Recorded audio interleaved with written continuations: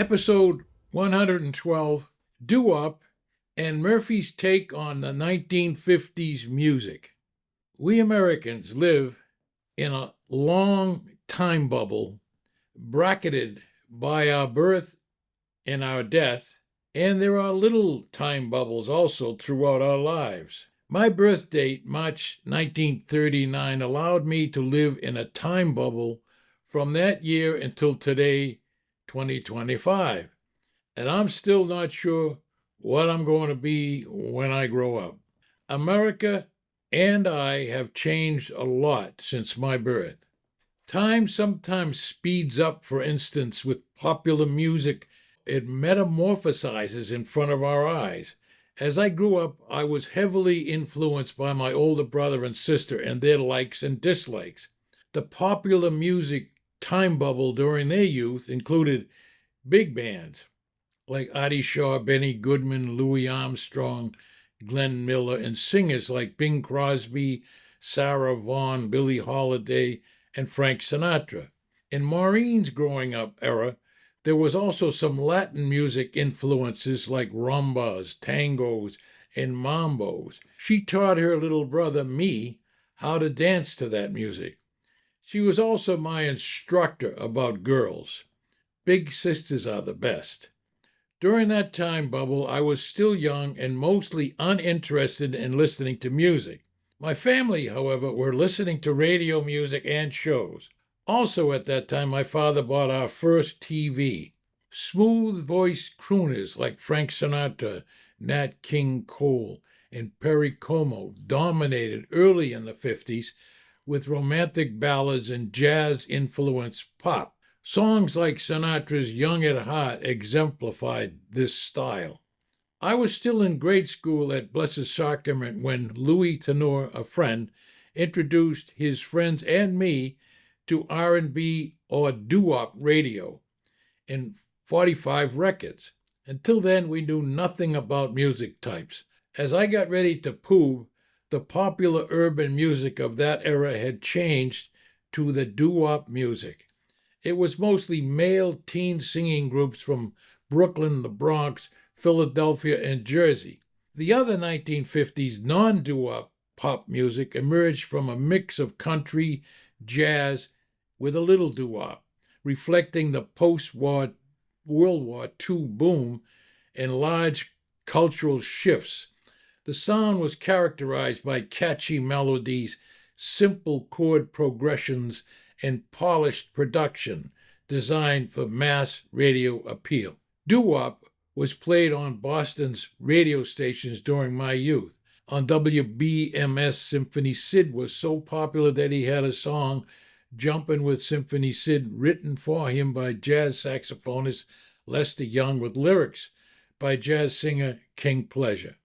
Others playing that music were Woo Woo Ginsburg on WMEX, Bill Marlowe on WBZ, and Sabi Lewis also on WBMS.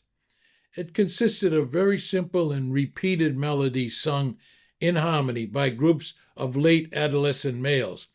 There was often a soprano-like falsetto male lead singer.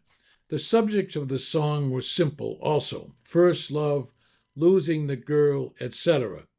I was just discovering girls myself, and hormones were introducing themselves to me. I liked doo-wop, but never had a phonograph or was I able to buy any of the 45 RPM records. Too expensive. It was also very danceable. For the fast dances, we were using an evolved Lindy Hop type dance called Jitterbug. It was also popular for only a few years, maybe 6 or 7, and was almost over by the year of my graduation from high school, 1956. It was soon eclipsed by a further evolved doo-wop called rock and roll. The 1950s saw the rise of a distinct teen demographic with some disposable income, although I had almost none. That fueled the demand for music that spoke to youth. Jukeboxes, 45 RPM records, and radio became very popular. The growth of television and the TV phenomenon, American Bandstand, along with the ongoing radio popularity, helped promote artists. Record labels like RCA and Decca capitalized on the booming music industry. While pop music was often light and escapist, it also reflected racial integration in music, with black singers like Little Richard and white singers like Elvis drawing from similar roots. Ringe Technical High School, another public high school which was next door to my high school, Cambridge Latin, had regular record hops on Friday nights. A disc jockey would play the catchy and emotive songs that we danced to, like Little Richard singing Tutti Frutti, Richard Valens singing La Bamba, Ray Charles singing What Did I Say, the Coasters singing Yakety Yak, and Elvis Presley singing Hound Dog. Those were the jitterbug dances. The slow dances with no room for the Holy Spirit included these: Fats Domino singing Blueberry Hill, Sam Cooke singing You Send Me, the Platters singing Only You, probably the most popular song and very romantic, the Everly Brothers singing Dream, Paul Anka singing Diana, and Connie Francis singing Who's Sorry Now, and Pat Boone singing Love Letters in the Sand. The slow and sexy dancing between the newly hormonally affected boys and girls became a thing, and temptations were rampant. My weekly Saturday afternoon confessions at Blessed Sacrament Church got more complicated. Reciting my sins to God through my priest wasn't just, I called my sister a bad name and used some four-letter words. It began to include 6 commandment sins. Public television has rediscovered doo-wop and uses televised doo-wop revival shows to raise money for their other, more nefarious pursuits. 1950s pop music bridged traditional and modern styles, setting the stage for the Beatles and the 1960 British invasion. It also established the template for pop star: charismatic, marketable, and radio-friendly. The era's blend of genres and focus on youth culture made it a pivotal moment in music history, and I was there. If this episode sparked something for you, head to the show notes and make a donation. You will find the show notes for YouTube by opening the episode, and underneath the title is a highlighted more. Click on that. If you are an Apple Podcast or Spotify, etc., open the episode and see the description underneath for the show notes. Click on that. Buy Me a Coffee is an app that allows consumers of podcasts, YouTube, etc., who appreciate a creator's podcast to donate.